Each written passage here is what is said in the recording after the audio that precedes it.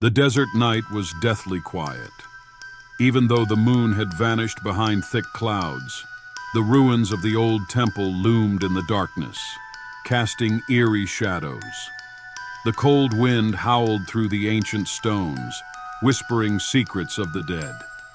In the village near the ruins, the elders often warned of a spirit, the Weeping Queen, a cursed soul that wandered the desert when the sky was completely dark.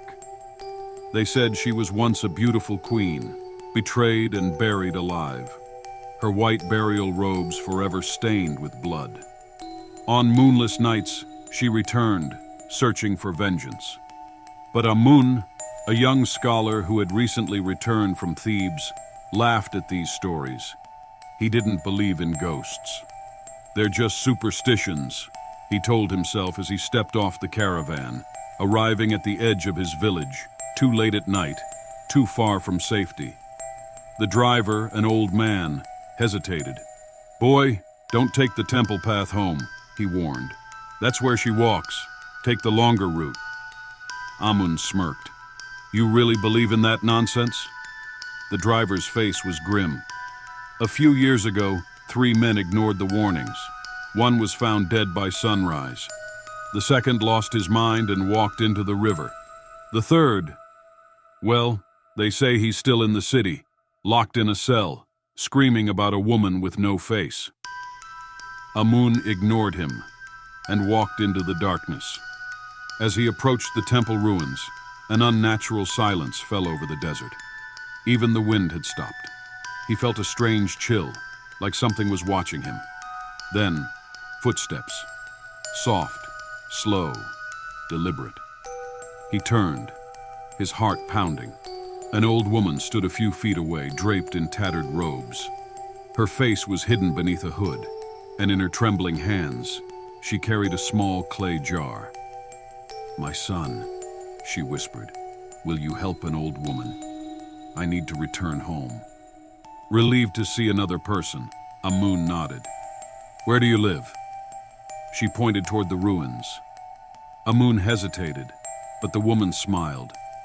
"You're a kind boy." Something about that smile made his stomach churn, but he forced a grin and picked up her jar, following behind her. As they neared the ruins, an inhuman wail echoed from the temple depths. The old woman froze. "She is awake," she whispered. "We must hurry." Amun felt his blood run cold. "Who is awake?" Before she could answer, the wind picked up. Whispers, voices, screams. Suddenly, the old woman's hand shot out, grabbing his wrist. Her grip was impossibly strong. "It's too late," she hissed. Amun stumbled back, watching in horror as her hands began to rot before his eyes, turning black and skeletal. Her hood slipped away. It wasn't an old woman at all.